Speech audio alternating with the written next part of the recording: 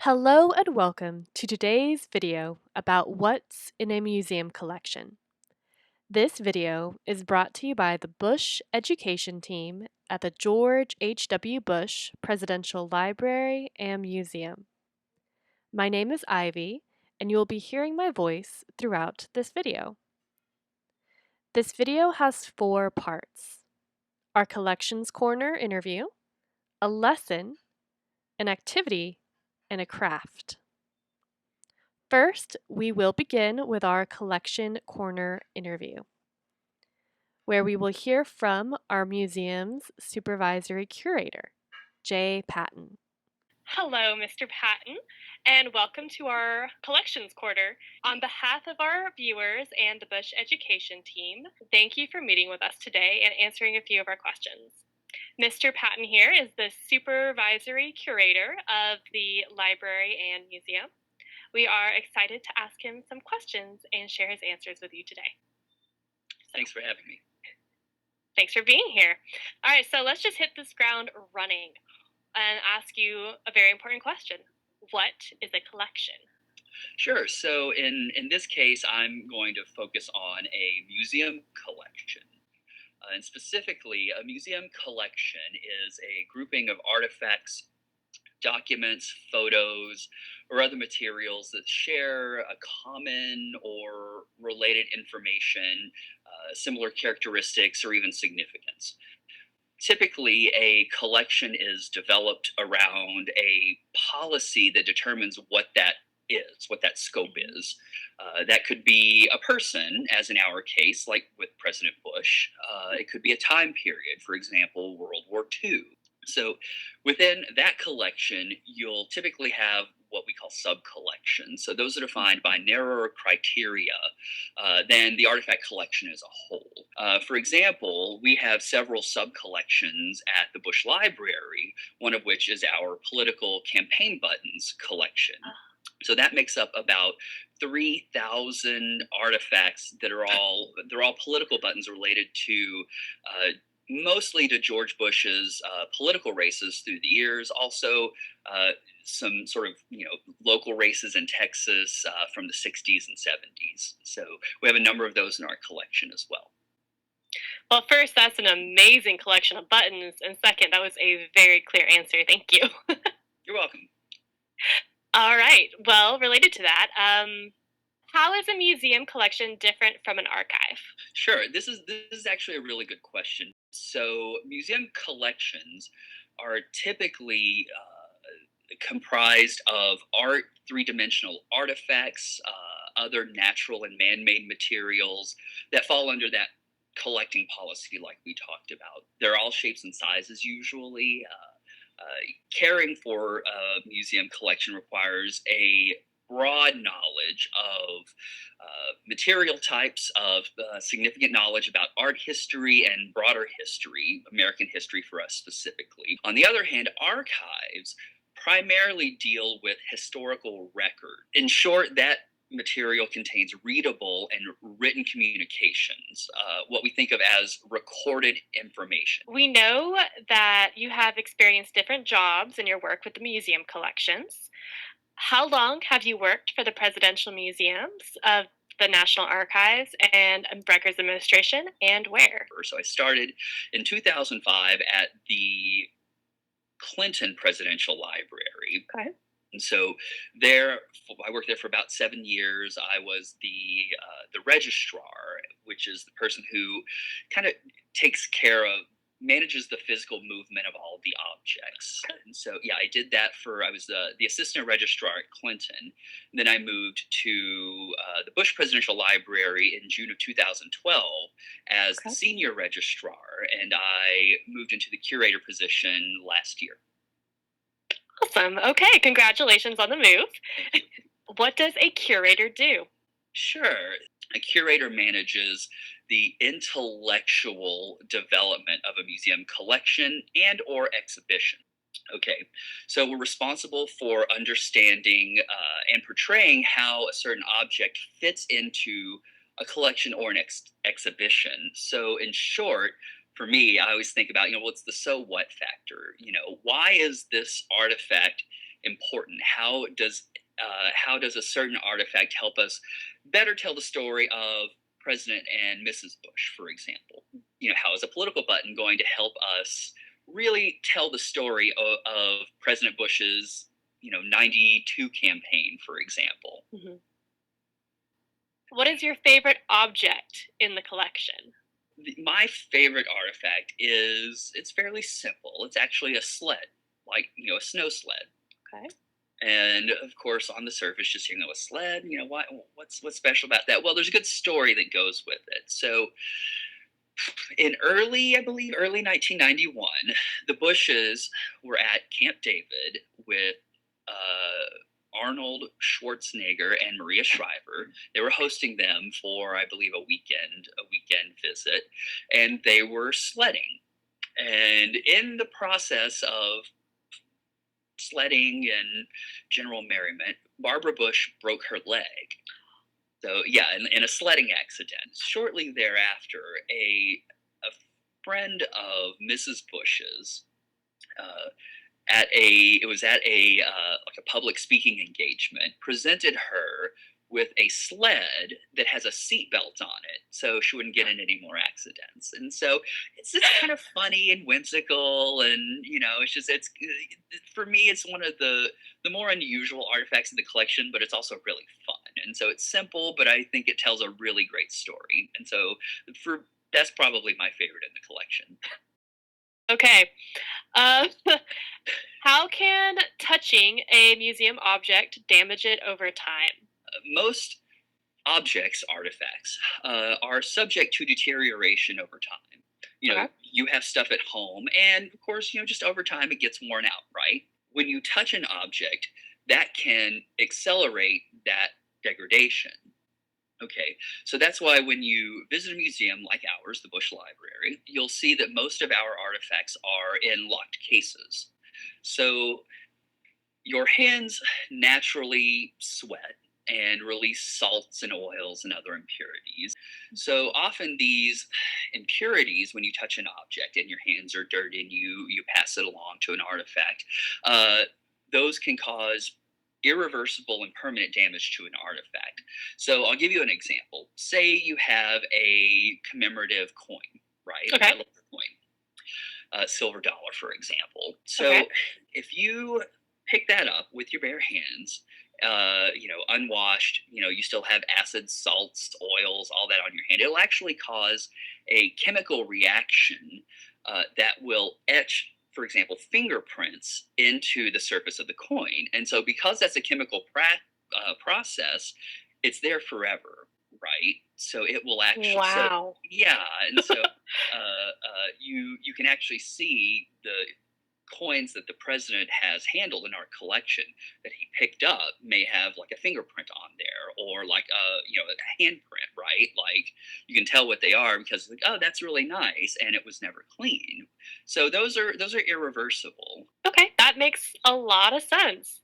I had no idea about the chemical reaction, like even Yeah. affecting a coin. Like, Yes. wow. Yeah. Well, then let's just keep going. What is an exhibit?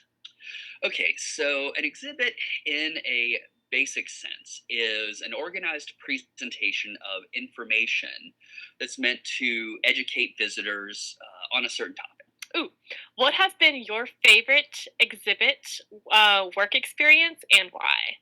Okay, so hands down, my favorite exhibit experience was working with our Wit and Humor American Political Cartoons exhibit. It was just so much fun to research, and for me as a historian, I very much appreciated seeing so much of our history, American history, expressed in the form of a political cartoon. Are there any changes to the museum exhibits coming? Sure. So we typically change out our temporary galleries at least once a year.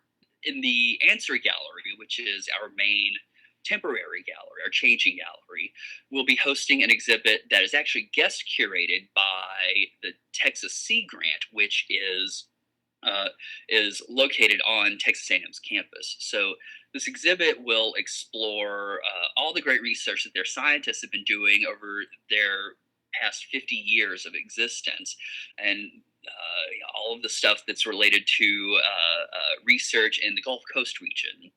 For example, how coastlines change, or how sea turtles develop their habitats, or coral reefs, things like that, how those develop. So I'm really excited about it. We're also hosting an exhibit of art that is constructed of found plastic materials Okay. on that have been found on Texas beaches. It's a really good reminder to use the waste bin when you can. So, and then finally, I mentioned we're working on our exhibit on George Bush's environmental policies that will open around the same time.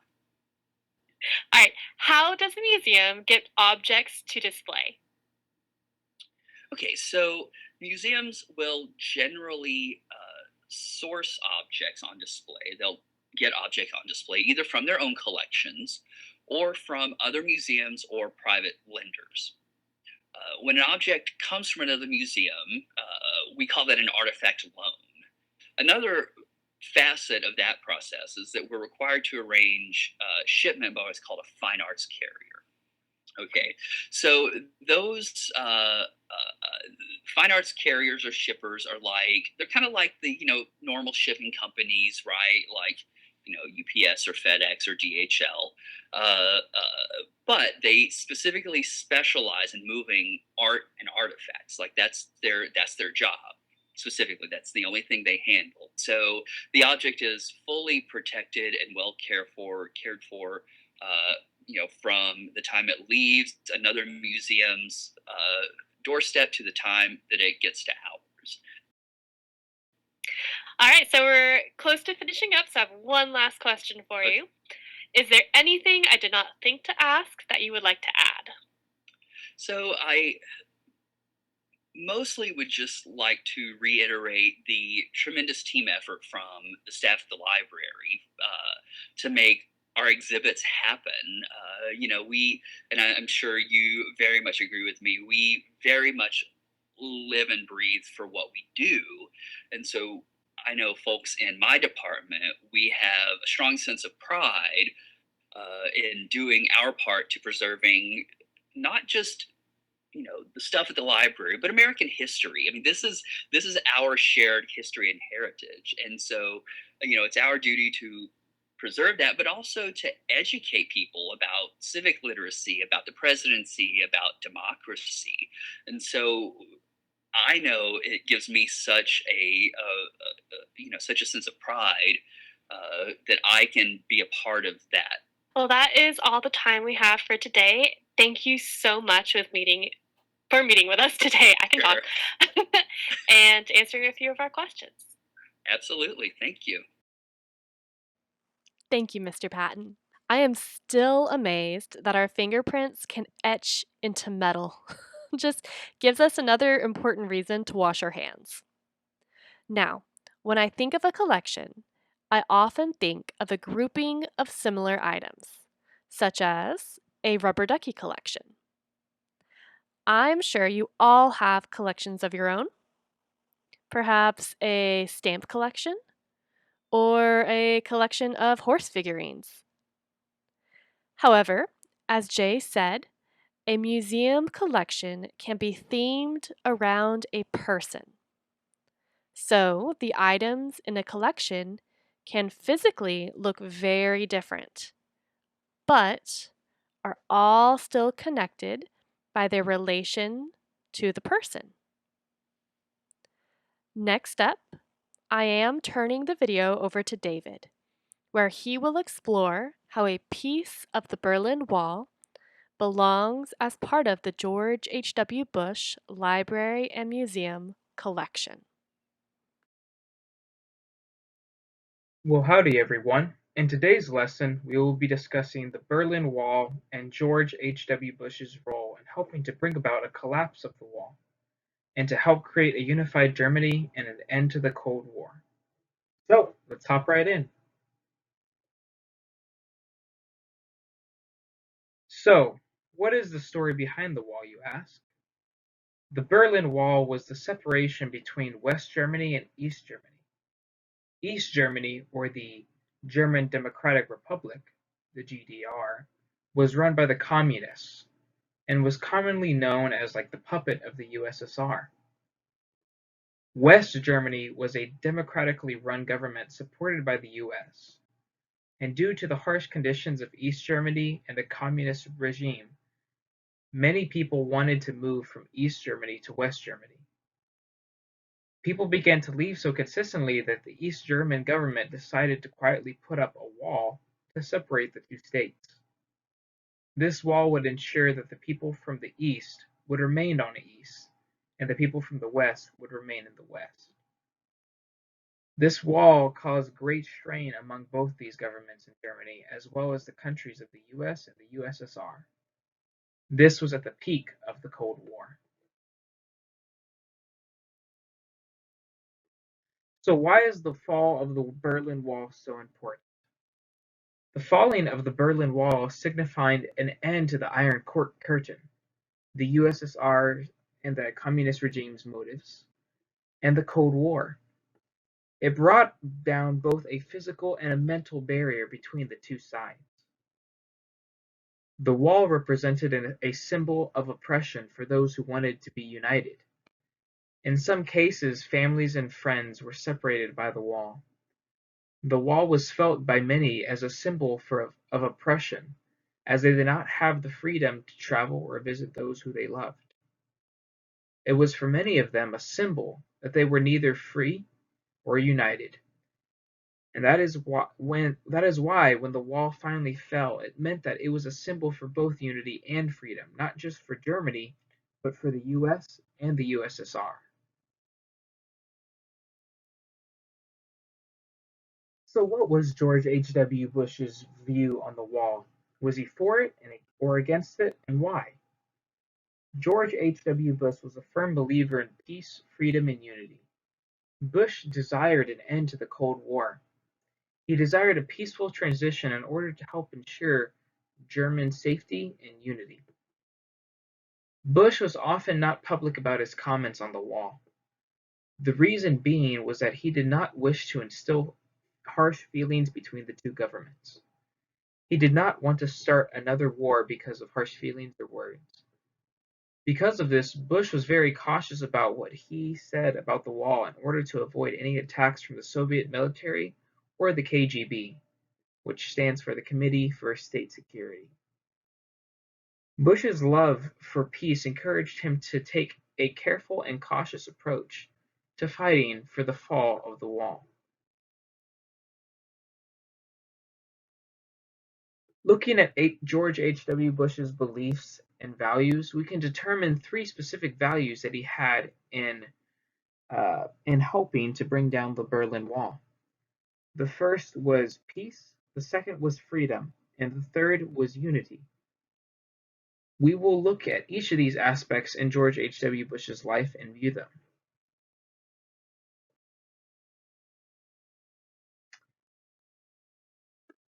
The first aspect of his values that we will look at is that of peace. George Bush was a strong believer in world peace. He especially wanted a peaceful end to the Cold War. Bush believed and understood that the best way for this to occur was as peacefully as possible and as calmly as possible. With the end of World War II, Bush did not want to incite another war.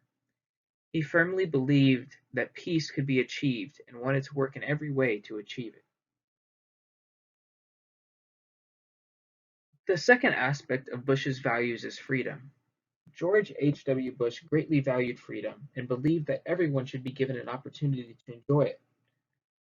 Bush was consistently working with Gorbachev, the president of the USSR of the time, and quietly encouraging freedom.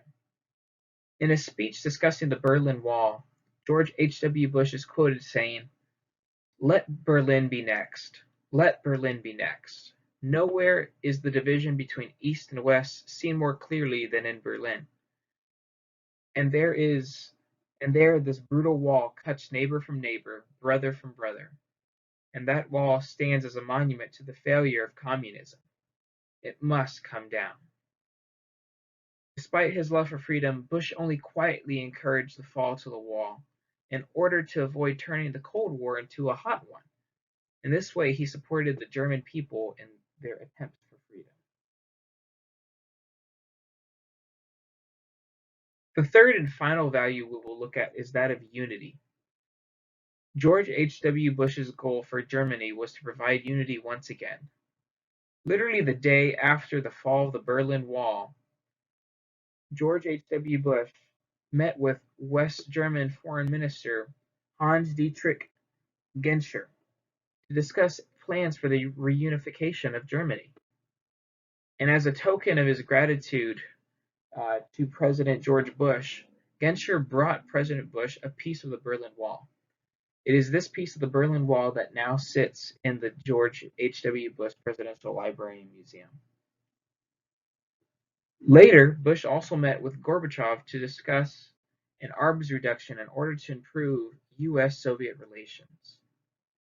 Later in June, they met again to sign an agreement in which both countries agreed to reduce their nuclear arsenals. And finally, in July of 1991, both leaders met for a third time to sign the START Treaty, in which they cut collective number of nuclear warheads by a third. All of this was done to create a more unified country and world.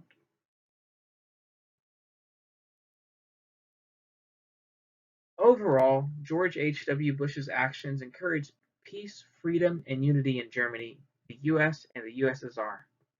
His actions will forever go down in history for that reason. Now for an activity. Here are just some questions to ask yourself after today's lesson. Number 1, what would your values be? Number 2, have you ever been given any gifts for something that you helped with? And number 3, how would you have acted if you were president during the fall of the Berlin Wall? Well, that's it for today's lesson. Have a good day. Thank you, David. That was an excellent lesson about why a piece of the Berlin Wall has its place in the collection. Next up, we have an activity for you.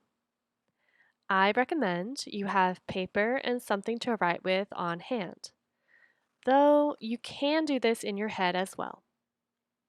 Nick will be leading you through designing your own museum, so please take a moment. I want you to think about your favorite animal, plant, or object. Something you love and want to share with others. What is the first thing that comes to mind?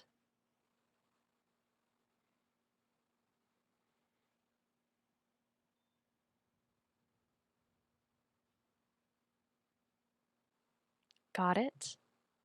You can always change your mind later, but for now, keep your favorite animal, plant, or object in mind as Nick runs through designing your own museum. Some museums are large and some museums are small. You can have as many or as few exhibit rooms as you would like.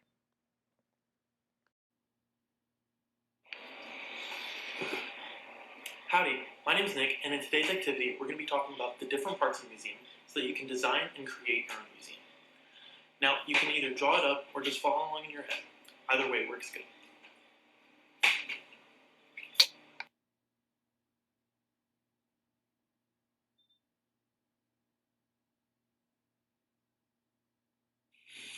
When you walk up to a museum, what is the first thing you see? This isn't a trick question. The answer is the front of the building. The front area of a museum is very important, and we call this area the front facade. It is the area of a building with a lot of decoration, and it's meant to catch the attention of people coming into the museum. This way, people get more excited about coming into your museum. So, for your museum, you need to decide how the facade will look. Will it be super decorated or kind of plain? It can be anything you want and look however you want. So go wild with it. Here are some good examples of front facades. On the left, you have the Louvre, located in Paris, France. And on the right, you have the National Air and Space Museum, located in Washington, D.C.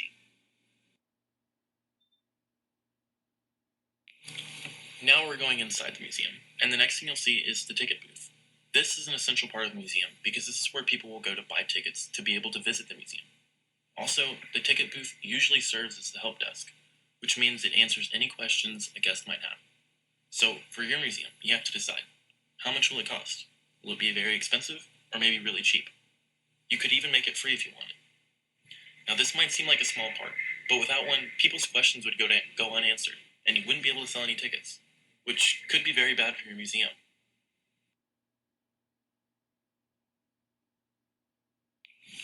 Now we are moving on to the main part of the museum, the exhibits. The exhibits are the area in the museum where the artifacts are displayed. In most museums, this is where people will spend most of their time, so this area should be well decorated and have lots of interesting artifacts. An important thing to know is that there are two types of exhibits, permanent and temporary. What you're going to see now are a couple of examples of exhibits from the Bush Presidential Library and Museum. The exhibit we've been looking at is a permanent exhibit about President Bush's early life, which means it will always be on display and will likely change very little. Now we're looking at a temporary exhibit, or rotating exhibit. They're the same thing, just a different name, which means that the exhibit will stay in the museum for a few months before being rotated out for a new exhibit. This way, the information and content in the museum stays fresh. So now, for your museum, you need to think about what kind of exhibits and artifacts you want to have. This can be anything you want. There are a museum for a ton of different things. For example, in San Antonio, Texas, there's a toilet seat museum.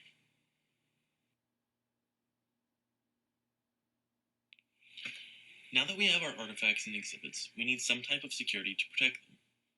The room we are standing in now is the Gifts of State exhibit at the Bush Library and Museum. This exhibit contains gifts given to President Bush from the different foreign leaders. You might notice that each section has glass in front of the artifacts. However, this isn't normal glass. This is a special type that is thicker and much stronger than regular glass. That way, no one can touch or mess with the artifacts. Also, this glass helps keep glare down, so visitors can see the artifacts clearly. On top of this, most museums have a few other security features, like security guards or hidden cameras. So, how do you want to protect your exhibits?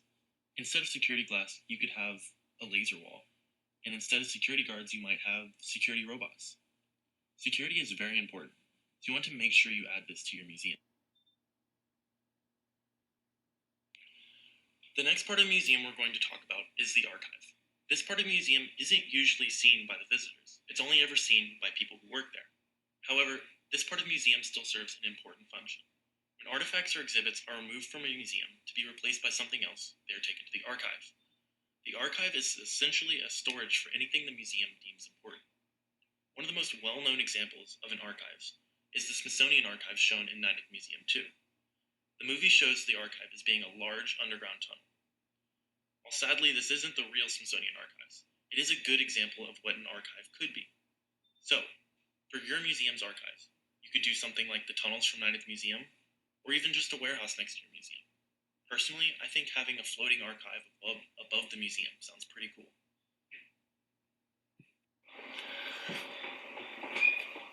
Howdy. So now that we've talked about a few important parts of a museum, we need to talk about a few important people in a museum. However, there are a ton of different important people in a museum. So to create your own museum, we're only going to talk about two. These people are very important for keeping a museum open and interesting. So the first one we're going to talk about is a docent. Docents are people who act as guides throughout the museum. They can give visitors more information about the artifacts and exhibits displayed. They also help people navigate the museum so that they can experience everything the exhibits have to offer. You can think of docents as the information centers of a museum. If you ever have a question, they're the people to ask. Docents are usually volunteers who offer their time for free to help the museum. Without them, the museum would be left very understaffed. So, in your museum, what kind of docent characters will you have? Instead of people, you could have information robots walking around, or maybe even talking animals. I hope you can create some really cool docent characters. The next important person we'll talk about in a museum is the curator. Curators have some of the most important jobs in the entire museum, and their jobs can change depending on what museum you're in. In a lot of museums, the curator is the one who oversees the exhibits and decides what artifacts are included. Some curators also work as researchers, so they can understand the significance of artifacts brought into the museum. So, as you can see, curators have some of the most important jobs in a museum. Without one, a museum might not be very interesting. So now this is usually the part where I'd say you need to create a curator for your museum. But that's not really needed, because you already have one. You're the curator for your museum because you decided what artifacts and exhibits will go into your museum. So, congratulations on your new curator job. Now, that was the last of the parts of the museum that we're going to talk about today. So, I hope you enjoyed this segment, and I hope you enjoy the rest of the video. Have a great day, and thanks and giggle. Thank you, Nick. Personally, I want to design a rubber ducky museum where you pay with bubbles at the ticket counter. I wonder what great ideas you will come up with. Go ahead and turn towards another person in the room, a pet, or a stuffed animal, and tell them about your idea. I will give you 10 seconds.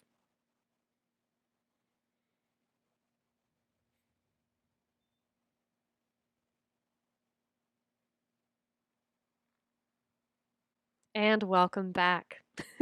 Next, Alyssa is going to walk us through a painting craft where we will learn some new art skills to add items to our museum collections. With adult permission, you can use any paints you have on hand, markers, crayons, or even a pencil to make your own museum masterpiece. If you decide to use a paper plate for your canvas, though, we recommend adult supervision at all times and the use of children's safety blunt tip scissors, or having an adult help make the cuts for you. Now, without further ado, Alyssa's painting masterclass. Howdy, today we're going to be doing something to put into our collections for the museum that we just designed in the activity video. So what we're going to need are some paintbrushes, and we're going to need these colors as well. Feel free to pause the video so you can see the colors that you'll need. You're going to need about 4 paper plates, one for the canvas and others to paint with, some paper towels, and scissors. Now, if you're using scissors, please remember to get parent or guardian permission as well as supervision if they wish. So next we're just going to start clearing things out of the way, as you can see, and please remember that you can use anything as your canvas. However, I am using paper plates just because of the brim. I like to hold on to something as I'm painting so I don't lose it, and we are going to go ahead and cut it out at the end. I have also laid down a trash bag just so that way once I'm done I can just throw everything out and not have to worry about a mess. So first I'm going to go ahead and put the colored paints that I need right now for this sunset. I like to think of the sunset as the base just because, I don't know, that's what I guess I started with. So yeah, just getting those paints laid out so that way we can go ahead and get started. Alright, so we're going to go ahead and take our canvas and just start painting. So we're going to go ahead and start with the orange. I feel like that is the base color of the sunset. And don't worry about getting any excess color on the outer brims because we are going to cut it out just as you did notice in the sample. So we're just going to go ahead and get that done. There are some streaks just because I had already done this on the sample before, but it's okay. So we're just going to go ahead and get that. Next we're going to go ahead and get our color red and begin our next steps. I also, orange I kind of obviously used as a transition shade, so I'm going back in to just blend it out with every color that I add. So we're going to go in with the top blue, and I noticed that my paintbrush is not working at that point. It was kind of dried from the last session I did, so I went ahead and got a new paintbrush and did the blue. So I'm just blending things out right there. Taking the red, and then in a second I'm just going to kind of go back and forth between the blue and red to just blend that out. And yeah, go back with the orange transition shade and just go in. So next I'm going to take the yellow, use the trash bag so I can not make a mess, not risk spilling things on carpet, and just go in with that. So my goal was to go ahead and take or have the sunset take up half of the plate, because the other half is going to be the grass and the house. So once again, you notice I'm using the orange as the transition shade and just put that to my liking.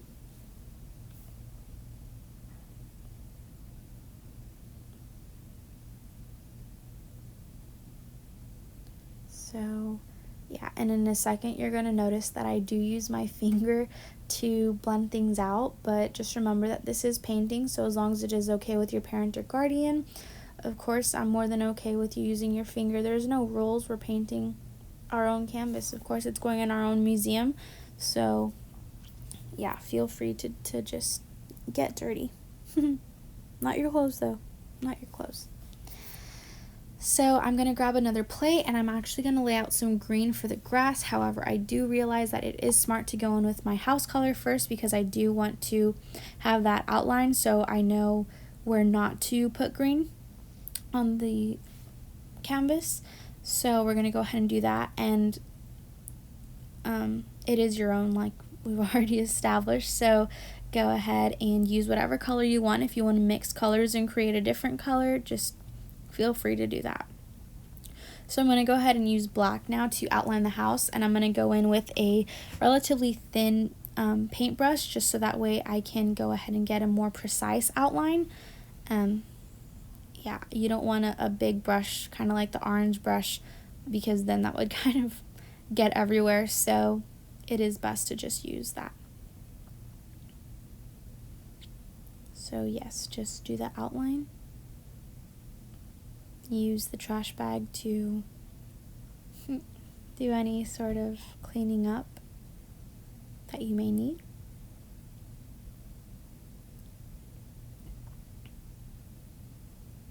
Perfect. So now we're going to go ahead and do the brown, use the brown paint for the roof of the house. And remember, so I'm doing a triangle shaped roof. However, roofs do come in many shapes and sizes, and if not, use your own imagination if you don't want to use this one. So go ahead and make it your own. And I'm sorry if you see this and think that I didn't do enough layers. I promise that I do go in later to do some more, or just to do another layer, like a more permanent layer, I guess. This is just a base layer so I can get the colors down and they can begin drying, so that way we can go ahead and do the rest of the outlines on the house.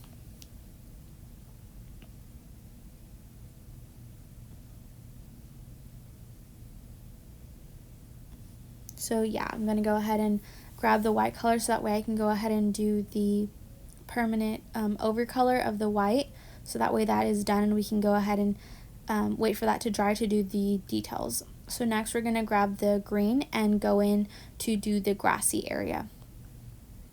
And as you can see, I am kind of mindlessly painting towards the edges. However, once I do get closer to the house, I do want to go ahead and work a little more meticulously, just so that way I don't risk getting the black and the green. Of course, this is paint, so you can fix it. I just don't want to risk it. So I apologize. I didn't realize when I was recording this that some of the other side was not pictured. However, whatever is going on the left side is going on the right side, or the right side is on the left side. Sorry about that. And I decided to add a little bit of a hill right there. So that's what I'm working on. You can go ahead and add hills or bushes or whatever you'd like. And I'm working a little bit closer to the house. So right now I'm going to actually go ahead and take the paintbrush and add the door as well as the windows to the house. Remember, this does not have to be black. It can be whatever color you'd like. And now I'm just outlining the roof of the house. And then I'm going to continue just working on a couple of the little details there. Stuff that I see, maybe you see, maybe you you see on mine that I'm sorry if I miss a spot or something. But yeah. So I'm kind of just fixing things as I go. And remember that paint is paint, so as you can see I messed up right there. However, the beauty of paint is that you can fix it. So I just grabbed white and fixed it right there. So don't be discouraged if you drop paint or something, because most of the time it can be fixed, thankfully. So once we're done with that, I'm going to go ahead and go in with the brown and begin drawing in the tree stumps. And I have heard, I'm not an artist, but I have heard that the smaller you do things in a picture, the further away they look. It gives more of a dimension. So that is what I'm trying to do here. I'm not very successful at it. However, you can probably do a better job than I do. So just do whatever you want. And of course, they don't have to be trees. You can do bushes. You can add a pond or a pool or whatever you want. And so because I did do the dark green for the grass, I do go in with the white to add a different shade of, or to make it a different shade of green, so that way I can go in and do the trees. And so trees, there are many different shapes and sizes of trees, so I just kind of went for it and did my best to make these trees.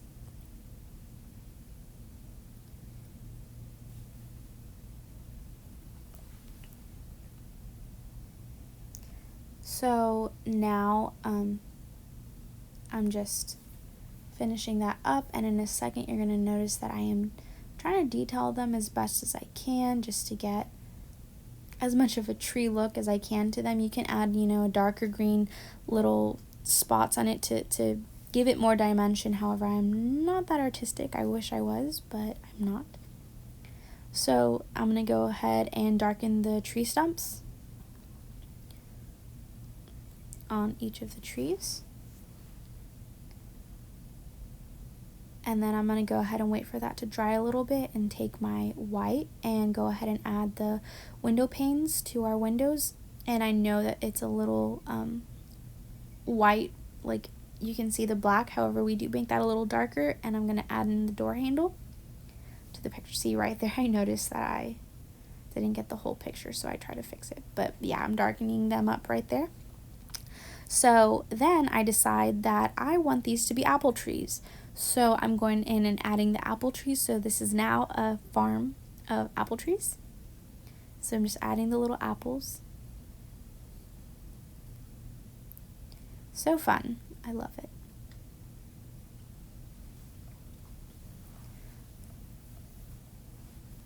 Okay, perfect.